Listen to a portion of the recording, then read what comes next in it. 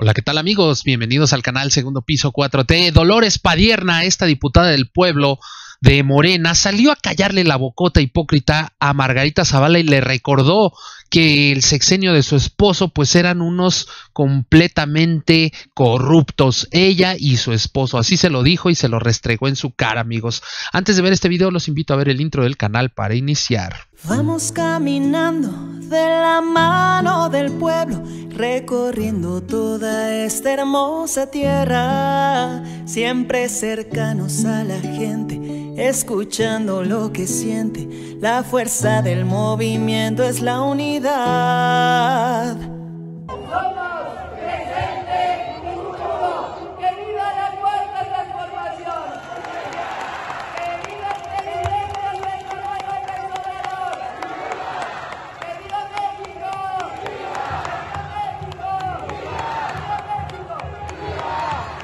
Hola, ¿qué tal amigos? Bienvenidos al canal Segundo Piso 4T. Hoy es 14 de noviembre del 2024 y ya estamos aquí de vuelta porque Dolores Padierna pone en su lugar y aterriza a Margarita Zavala, le termina poniendo calladón en la boca y le recuerda que en el sexenio de su esposo pues había una tremenda corrupción, todo se solapaba y ahí sí nadie decía nada, todos estaban como momias, estaban congelados de la boca porque pues nadie hablaba, nadie gritaba, nadie salía a decir absolutamente nada.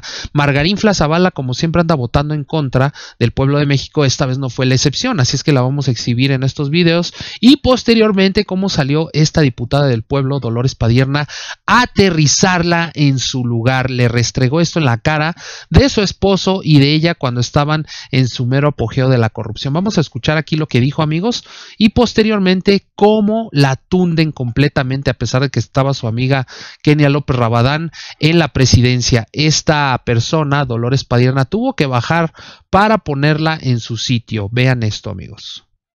Presidenta, la prisión preventiva es medieval y afecta a los más pobres. Alejandro Ope. Técnicamente, lo que están aprobando es mandar a un inocente a la cárcel, a alguien al que no le han aprobado ningún delito. Esta reforma es contraria a los derechos humanos, es contraria al principio pro persona, es contraria al principio de presunción de inocencia. Es por eso inconstitucional, es inconvencional, es regresiva, es abusiva, es una pena anticipada y por si fuera poco, a quienes más afecta es a los pobres y a las mujeres. La reforma constitucional que hoy se discute incrementa el catálogo de delitos del artículo 19 para la prisión preventiva oficiosa, pero también remata con un desprecio a la interpretación de los propios jueces al pedir que sea una interpretación literal.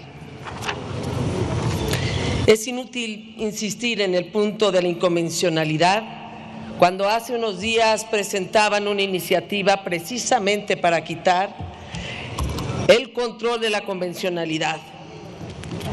Es inútil hablarles de lo que dice la Corte si la han castigado tanto, injuriado tanto, pero ahí están las iniciativas.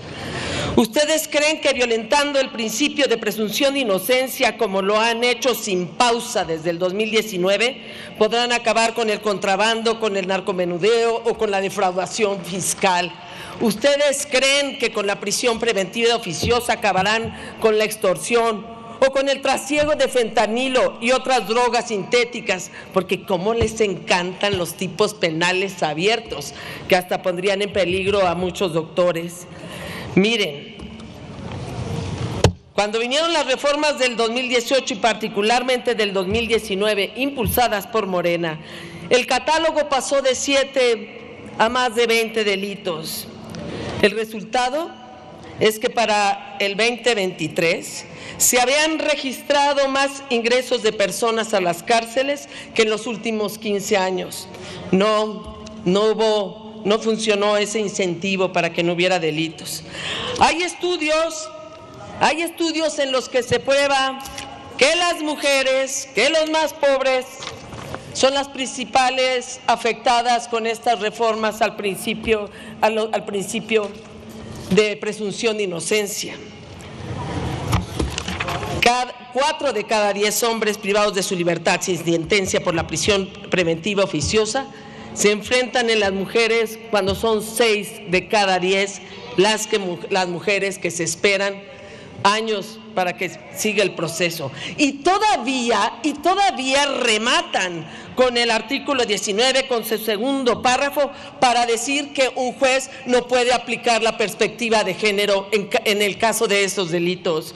Por eso le pido a la Secretaría que lea el segundo párrafo del artículo 19 constitucional, tal como viene en el dictamen.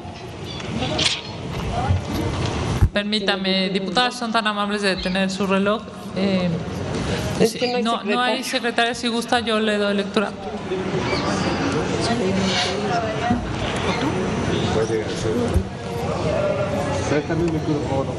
No, no es cierto.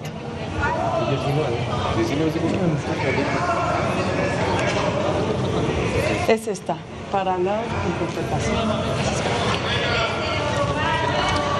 Nada. Artículo 19, segundo párrafo. Para la interpretación y aplicación de las normas previstas en este párrafo, los órganos del Estado deberán atenerse a su literalidad, quedando prohibida cualquier interpretación análoga o extensiva que pretenda inaplicar, suspender, modificar o hacer nugatorios sus términos o su vigencia, ya sea de manera total o parcial. Adelante. Imagínense, realmente lo que hacen es prohibirle a los jueces y a las juezas interpretar con perspectiva de género. Esto es gravísimo, es una manifestación de desprecio hacia los jueces y contra la interpretación conforme del precepto, como en su momento sugirió el ministro de la Suprema Corte de Justicia, González Alcántara, del cual ya sé que no quieren oír hablar porque con dignidad cumplió su función. Es gravísima que ahorita se le prohíba a los jueces interpretar. Es gravísimo este dictamen porque desaparece la facultad interpretativa y con ella la facultad de la perspectiva de género. ¿Saben para qué le sirve para este artículo 19? Para resolver el dilema entre ser y no ser represor. Quieren legalizar la represión. Ya hicieron el ridículo ayer en la Comisión Interamericana y en los Derechos Humanos. Ustedes lo que quieren es un juguetito para perseguir periodistas, para perseguir a la oposición, para chantajear a empresarios con defraudación fiscal, sin importar que los más afectados sean los pobres y las mujeres.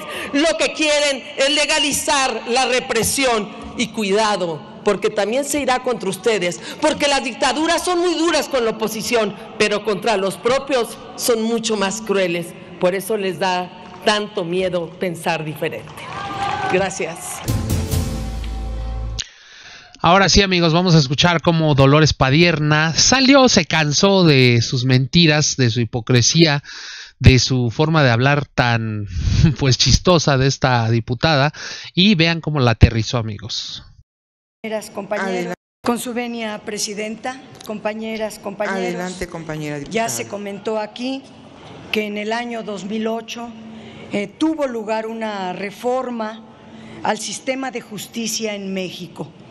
Se cambió el sistema inquisitivo por el sistema penal acusatorio, y derivado de ese cambio de modelo al sistema penal es que se crea el artículo 19 con el concepto de prisión preventiva oficiosa.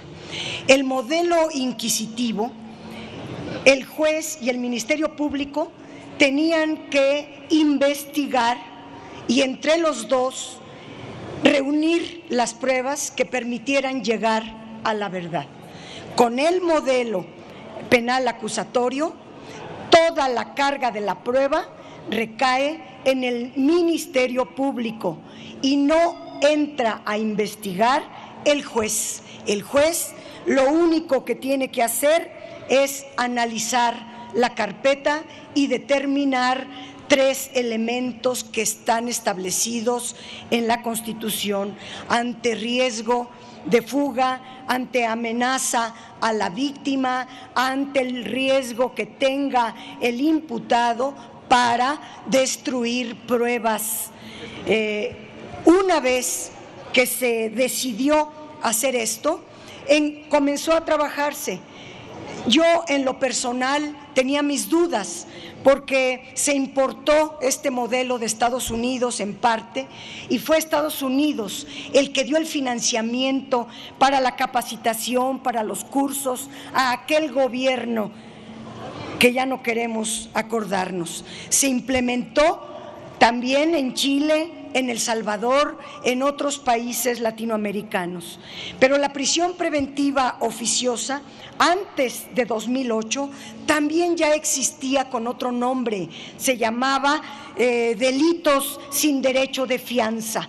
Desde la Constitución de 1917 hasta 2008, eran las legislaturas locales las que decidían qué delitos eran graves y por lo tanto no tenían derecho de fianza y cuáles eran no graves para perseguirlos en libertad. Pero la reforma del 2008, en el artículo 19, sin que las entidades federativas fueran consultadas, dejaron de tener incidencia en la definición de los delitos donde se aplica la prisión preventiva oficiosa.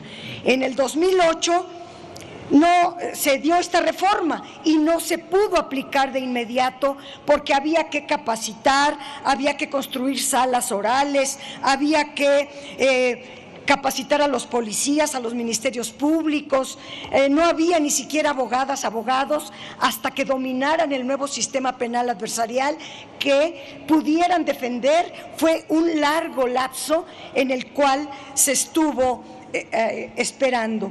El Ministerio Público, al tener toda la carga de la prueba, pues necesita también que el juez, con un criterio en favor de las víctimas, actúe en la aplicación de esta prisión preventiva oficiosa si, solo si hay riesgo de fuga. Aquí, por ejemplo, quisiera señalar algo muy importante. Los delitos fiscales que quiso nuestro presidente López Obrador perseguir, la Corte dijo en ese momento que todos los delitos que estaban en el Código Nacional de Procedimientos Penales no podía aplicársele la prisión preventiva, que únicamente los delitos que estuvieran en el 19 constitucional se les podía aplicar la prisión preventiva oficiosa. En el 2008 fue la delincuencia organizada, justo cuando pusieron a un narcotraficante en la Secretaría de Seguridad.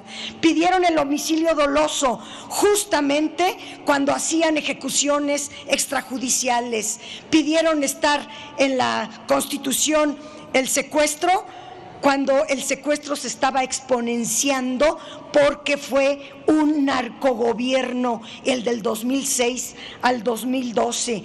Y luego, en el 2019, el presidente López Obrador metió en la iniciativa el delito de corrupción, porque no era delito, traían todo un sistema y una faramalla anticorrupción y la corrupción no era delito.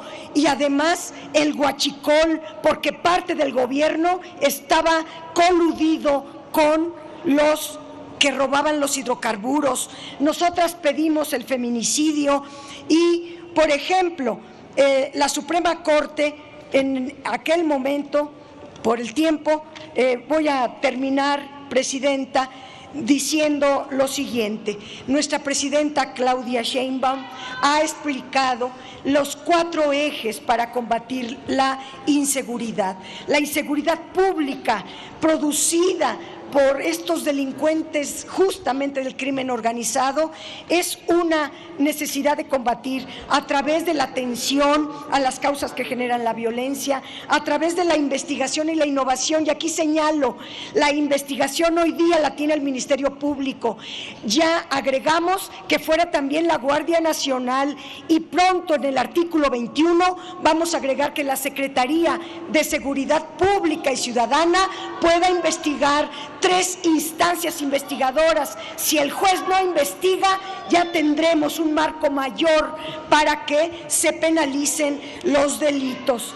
Con un gobierno honesto, con una fiscalía autónoma, con un nuevo poder judicial popular electo por la gente, y esta mayoría que me da orgullo, la Cuarta Transformación, podremos avanzar en el combate a los delitos. Es cuanto, presidente. Pues bueno, amigos, ya escucharon aquí a Dolores Padierna cómo les da con todos estos opositores y le estaban grite y grite porque ya no soportaban los argumentos y fundamentos. Y pues bueno, así terminó con Margarín Zavala, que solo se dedica a repetir puras tonterías, amigos. Hasta aquí la información. Por favor, suscríbanse, activen la campanita y nos vemos hasta la próxima.